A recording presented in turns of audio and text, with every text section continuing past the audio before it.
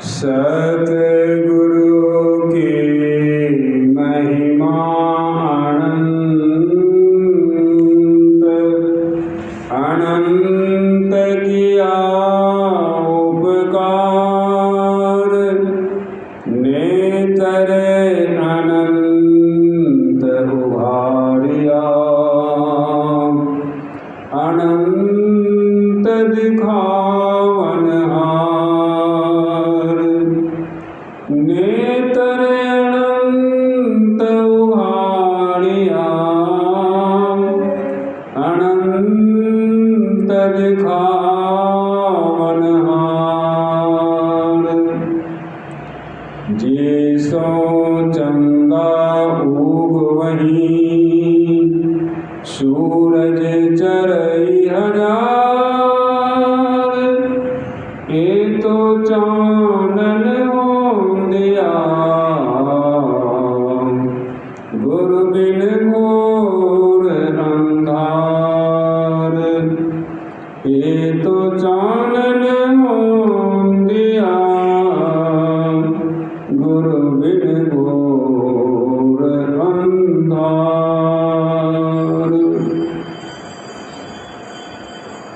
संत पंथ सत्संग को सुनने आए प्रेमीजन, गोस्वामी तुलसीदास जी महाराज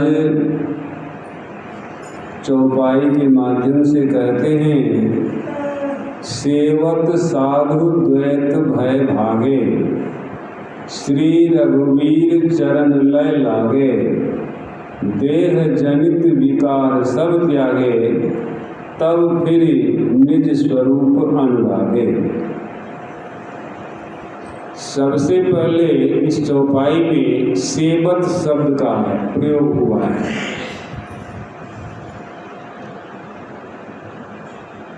सेवा क्या चीज है? जो सेवा करता है उसको पता है, जो सिर्फ नकल करता है उसको पता नहीं।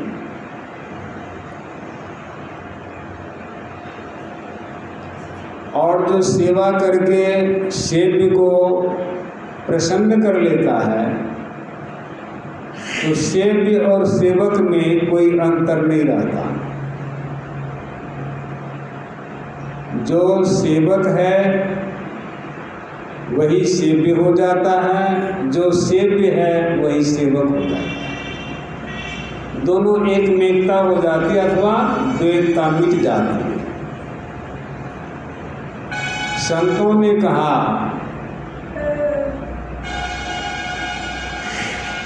सेवा से सद्गुण है आते, जिससे जीवन सुखमय होता है।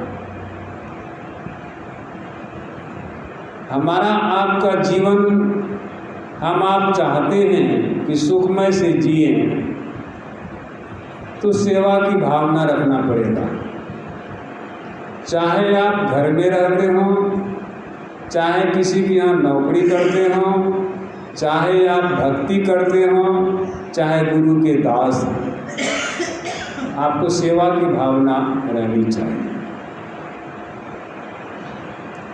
इसलिए सेवा से ही आपको वह सुख मिल पाएगा। आज परिवार में लोग कलह सा प्रतीत करते हैं, ऐसा क्यों होता है? सभी एक दूसरे से जलते हैं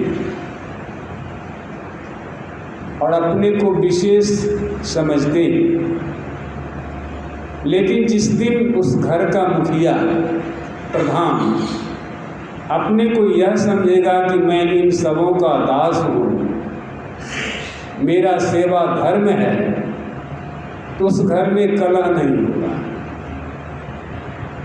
और एक समान दृष्टि से वो देखेगा, तो किसी में जलन भी नहीं होगी। सबसे पहले प्रधान में, मुखिया में सेवा की भावना ही नहीं रहती। गोस्वामी जी एक स्थल पर रामायण में कहते हैं, मुखिया मुख सो चाहिए, खान पान कर एक, पालय पोषय सकल जग, तुलसी सहित विवेक। मुखिया कैसा होना चाहिए? जैसा वह मुख से कहता है। किसी को कोई आवश्यकता पड़ गई कि मुखिया जी हमको ये वस्तु चाहिए, हमें बहुत ज़रूरी है, अच्छा चलो दिला देते हैं। जाता है डीलर के यहाँ, डीलर से कहता है कि देखो जी इसको अमुक सामान दे देना, ऊपर से नहीं नीचे से। और मुखिया जी ऊपर से हाथ हिलाते हैं, नहीं देना। समस्या जटिल है। मुखिया जी चले जाते हैं, अब वो आदमी भीड़ में कहते हैं कि देखिए मुखिया जी तो कह कर गए हमको सामान दीजिए। कहते अरे मुखिया जी को आप देखे नहीं, मुखिया जी कह दिया, मुंह से तो कह दिया कि इसको दे दीजिएगा, लेकिन ऊपर में हाथ हिला दिया कि नहीं देना है, फिर कैसे हम दे देंगे? समस्या जटिल है। तो ये मुखिया का क्या हुआ? ऐसे मुखिया को तो धूर्त कहना चाहिए। वह सोचता है कि डीलर को भी खुश रखेंगे और इधर जनता को भी खुश रखेंगे। ऐसा कभी नहीं होगा। घर के गार्जियन भी यही कहते हैं, तुमको कल ये सामान ला देंगे, लेकिन लाता ही नहीं है। अरे भाई सत्य बोलो ना कि बाबू अभी हमारे पास पूंजी नहीं है, कुछ दिन के बाद तुमको सामान ला देंगे, पूंजी हो जाएगी तो ला देंगे। अगर उसको आप धोखा देते हैं, परिवार को धोखा देते हैं, अच्छा कल ला देंगे, कि क्या वो बच्चा है? बच्चा को फुसला देते हैं। अरे वो बच्चा नहीं, वो समझदार है। इसलिए उनके साथ सत्य व्यवहार कीजिए। ऐसे तो बच्चे के साथ भी सत्य ही व्यवहार करना चाहिए, लेकिन लोग झुठलाते। ये नादानगी है उनके गार्जियन का। ठीक इसी तरह से यदि कोई गुरु कहता है कि जाओ तुम्हारा ये काम हो जाएगा, कह तो दिया परंतु काम हुआ नहीं, तो श्रद्धावान भक्त को कैसा ठेस पहुंचेगा? बहुत बड़ी ठेस पहुंचेगी और उसकी श्रद्धा जाती रहेगी, और वही आदमी उन गुरु को भला बुरा कहेगा।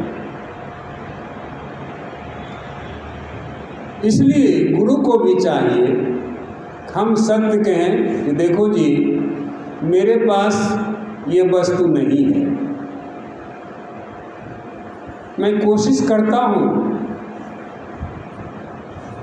तुमको दिलवाने के लिए, ऐसा चल जाएगा। लेकिन यदि सीधा कहते हैं कि जाओ कल हो जाएगा, कल दे देंगे, तो क्या होगा? धोखा ही होगा। एक वाकया में सुनाऊं। हजरत निजामुद्दीन को आप लोग जानते होंगे। उनके शिष्य थे तो बहुत, लेकिन एक शिष्य थे विशेष, अमीर खुसरो। अमीर खुसरो पटियाला साहिब में रहते थे, पंजाब में, और हजरत निजामुद्दीन दिल्ली में रहते थे। बहुत दिन हो गया था गुरु के पास नहीं गए थे। संजोग से पटियाला साहिब में उनको वहाँ के लोगों से उनको बगावत हुई, वहाँ से निकाला तय कर दिया उनको।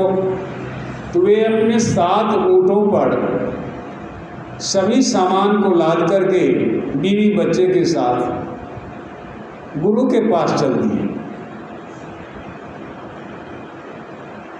इधर गुरु जो थे ये अपने मस्ती में थे। संजोग से एक ब्राह्मण को उनकी बेटी जवान हो गई थी, विवाह करने के लिए उनके पास कोई धन नहीं था। तो लोगों ने कहा इधर उधर कहाँ भोगते हैं, कहाँ कर्जा मांगते हैं, हजरत निजामुद्दीन के पास जाइए, उनके यहाँ तो नोटों की बरसा होती है, वो चाहेंगे तो आपको निहाल कर देंगे। तो उनके पास चले जाते हैं, लेकिन उसके 2 दिन पहले एक इस्लाम फकीर उसी मोहल्ले में कहीं भिक्षा कर रहे थे। तो वहाँ के लोगों ने कहा कि इधर उधर कहाँ भिक्षा मांगते हो, निजाम के पास जाओ, वहाँ तो नोटों की बरसा होती है, वहाँ मनवाने की जरूरत नहीं पड़ेगी। वह इस्लाम फकीर पश्चिम दिशा घूम करके कहता है, आय अल्लाह परवरदिगार, तू अपनी माया को समेट ले। जैसे कहता है वैसे हजरत निजामुद्दीन को रोटी का मुहताज हो गया। कोई पैसा नहीं, कोई चढ़ावा नहीं, असली फकीरी में आ गया। और उसी के 2 दिन के बाद यह ब्राह्मण जाता है और कहते हैं कि महाराज, मुझे बेटी की विवाह करनी है, कन्यादान करना है, मेरे पास कोई पैसा नहीं, आप कृपा करें तो कुछ दें और मैं अपनी बेटी का विवाह करूं। हजरत निजामुद्दीन कहते हैं कि जाओ कि कल आना। दूसरे दिन गए, दूसरे दिन भी कहते हैं कि जाओ कल आना। तीसरे दिन गए, कहते हैं जाओ कल आना। 3 दिन हो गया, चौथा दिन आ गया। अब ब्राह्मण झुंझला गया। उस दिन सोच लिया, आज यदि नहीं देगा ना, कल का नाम कहेगा, आज मैं भी बिगड़ जाऊंगा। कि देना तो दीजिए, बहानेबाजी क्यों कर रहे हैं। तो वह जो है चला गया। चौथे दिन कहते हैं कि महाराज आज 4 दिन हो गया, आपको देना है तो दे दीजिए। ये आज कल क्या कर रहे हैं। उनको सुझा नहीं, क्या करता, कुछ तो था नहीं, देता क्या। तो अपने पैर के जो खड़ाऊँ था जिसको वे पहनते थे, वही कहा कि ब्राह्मण अपनी गमछा फैला।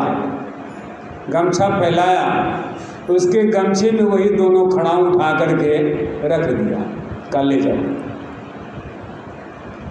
अब ब्राह्मण सोचता है ये खड़ाऊँ से मैं अपनी बेटी का विवाह कैसे करूँगा। सोचते हुए वो आ रहा है।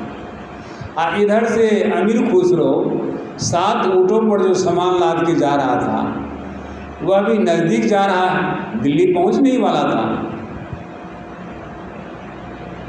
अंदर घुस गया था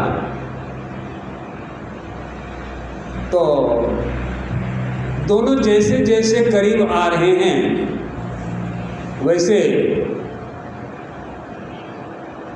अमीर खुसरो कहते हैं अपने बीवी से, मुझे गुरु की खुशबू आ रही है।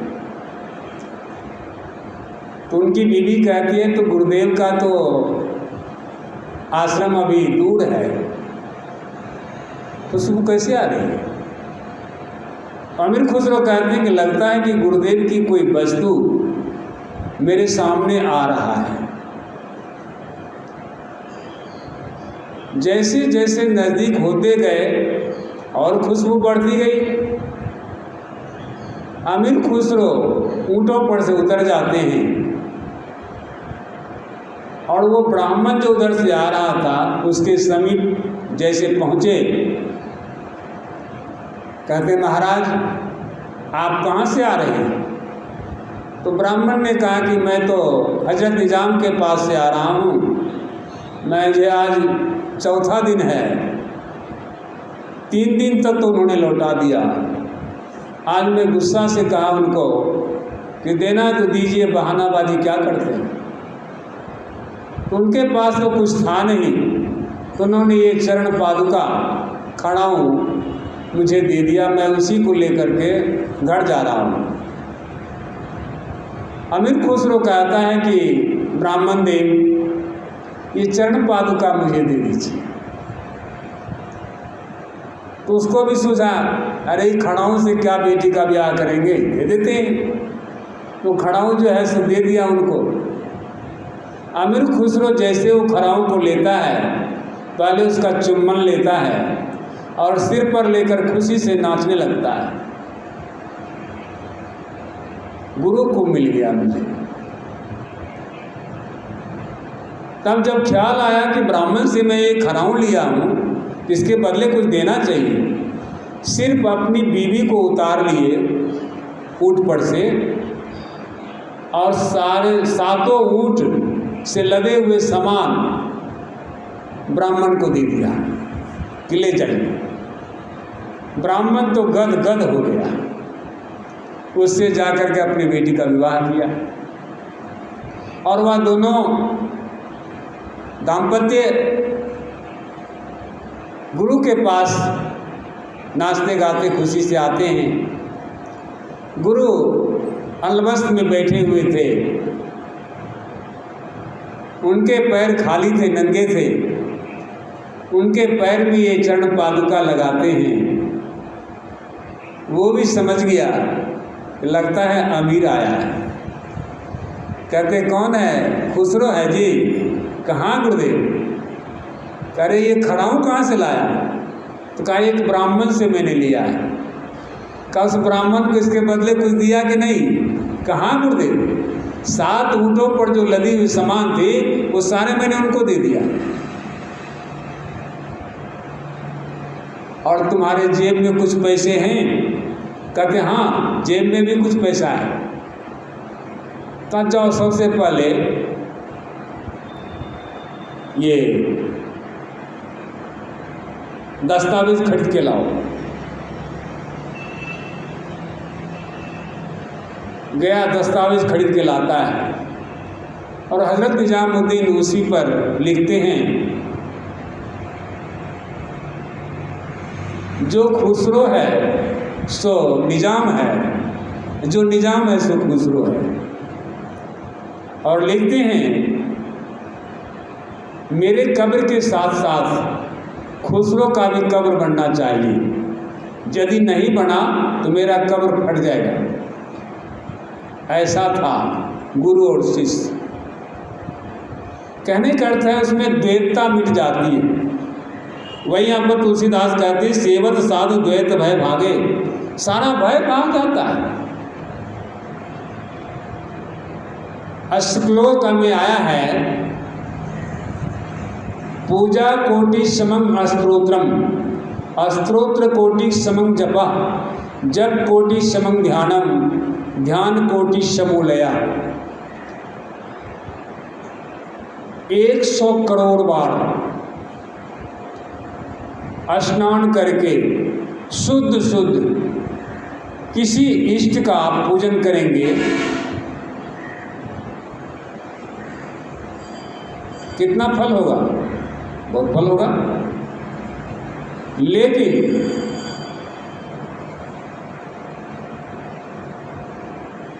एक बार स्तुति करने से, शुद्ध शुद्ध स्तुति करने से उसका परिणाम उससे ज़्यादा हो जाएगा। आगे कहते हैं स्त्रोत्र कोटि समं जपा, स्तुति भी 100 करोड़ बार शुद्ध शुद्ध, थोड़ी भी गलती नहीं होनी चाहिए। यदि करेंगे तो गुरु ने जो आपको मंत्र जपने के लिए दिया है वह एक बार जप करने से उसका फल बराबर हो जाएगा। अब 100 करोड़ बार शुद्ध शुद्ध जप करने से जो परिणाम आएगा वह एक बार ध्यान करने से बराबर हो जाएगा। आगे कहते हैं 100 करोड़ बार यदि आप शुद्ध शुद्ध ध्यान करेंगे, फिनाफिल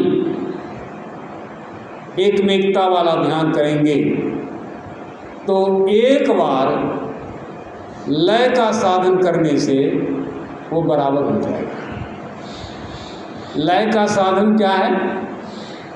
नादानुसंधान का अभ्यास, सूरत शब्द का अभ्यास और नाम भजन अथवा नाम की कमाई। इससे बढ़ के कुछ नहीं हो सकता है। भगवान शिव ने शिव पुराण में 1.25 लाख योग बनाए और अंतिम में क्या है? नादानुसंधान। वे खुद करते थे और से भी करवाते थे। क्यों नहीं हम विवेकी मनुष्य इस साधन को उपलब्ध करें, इस साधन को करें। ये छोटे छोटे साधन में फंसने से क्या फल, क्या लाभ? वही यहाँ कहते हैं श्री रघुवीर चरण लय लागे। श्री रघुवीर चरण लय, लय का साधन आया यहाँ पर, अंतिम साधन। वह नाम की कमाई में जो लग जाता है क्या होता है? देह जनित विकार सब भागे त्यागे। शारीरिक सुख दुख जो है इससे वो परे हो जाता है, सारे सुख दुख को वो त्याग देता है।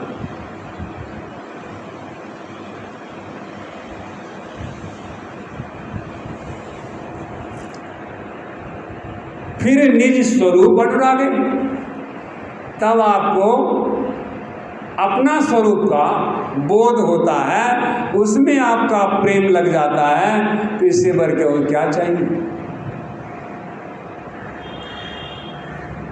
इसलिए संतों ने कहा, बाबा नानक देव के वचन में भी आपने सुना है, कड़ी स्नान सिमर प्रभु अपना तनमन भय निरोग। अथवा शरीर से आपका संबंध ही नहीं रहेगा तो आप तो निरोग हो गए।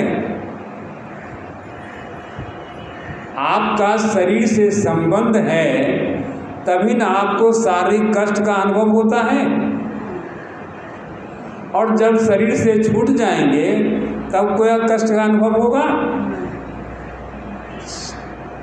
कष्ट प्राय सबों को है, लेकिन जिस समय आप सो जाते हैं, गहरी नींद में चले जाते हैं, तो उस समय क्या कष्ट का भान रहता है? नहीं रहता।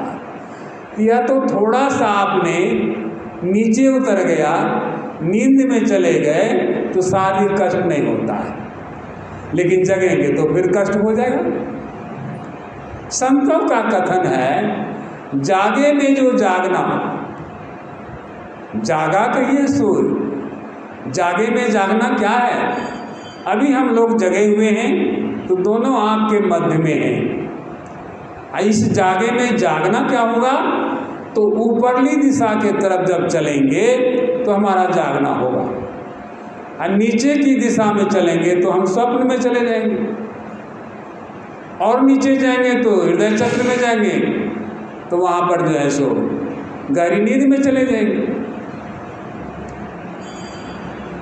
इसलिए गोस्वामी जी कहते हैं,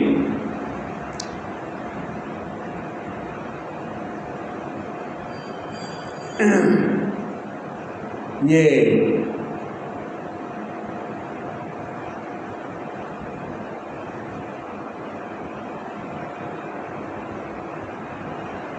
त्रेताप जो है इससे मुक्त होने की बात, दैहिक दैविक भौतिक तापा राम राज्य काहू नहीं व्यापा। दैहिक कष्ट, शरीर में जो कष्ट है सो, और दैविक कष्ट, दैविक प्रकोप होता है, उससे भी कष्ट होता है। और भौतिक तापा भूख प्यास, ये भौतिक ताप है। अधिक तेज धूप हो जाएगी, प्यास लगेगी, और मिट्टी तत्व की कमी होगी तो आपको भूख लगेगी। ये तीनों ताप से मुक्त होने के लिए आपको क्या करना होगा? राम राज्य में जाना पड़ेगा। कौन से राम राज्य में? ये दाशरथी राम के राज्य में। अरे दाशरथी राम के राज्य में तो पहले राम को ही दुख हुआ था।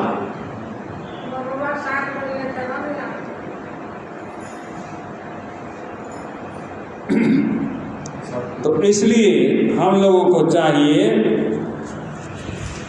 कि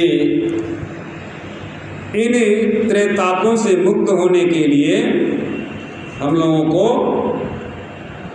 यह लय का साधन सीखना चाहिए, और इसको सीख करके अभ्यास द्वारा अपने आप को मुक्त कर लेना चाहिए। ऐसा यदि कोई सोचता है हम अमुक महाराज जी से दीक्षा लिए हुए हैं, वे मुझे पार लगा देंगे, जीवन काल में यदि नहीं लगा पाए तो शरीर छोड़ने के बाद क्या लगा देंगे? कोई महिला है, उनके पति थे, अभी उनके पति नहीं हैं, मान के चलिए उनके पति का तस्वीर या मूर्ति बनी हुई है, उससे वह महिला कहे कि पतिदेव मुझे अमुक वस्तु ला दीजिए, अमुक चीज़ ला दीजिए, क्या ला देंगे? कभी नहीं ला सकते। इसलिए आपको ये मुक्ति कोई महात्मा दे देगा ऐसा कतई लिखा हुआ नहीं है, कतई संभव भी नहीं है। मुक्ति तो अपने आप से लिया जाता है, और जीते जी मुक्ति प्राप्त किया जाता है। कोई कहता है मरने के बाद मुक्ति हो जाएगी, वह झूठ बोलता है। ऐसे लोगों से दूर रहना चाहिए। तो अभी के सत्संग में यही थोड़ा सा सुनाया। सतनाम सतनाम, आरती सतनाम संग की जय, शून्य शिखर मार्ग धर लीजय। संत शरण गई जीवन जावै, संत विरोध आवागमन रहावै। दृष्टि फेरी घट भीतर राखो, गुरु ज्ञान अमीय कर जो चाखो।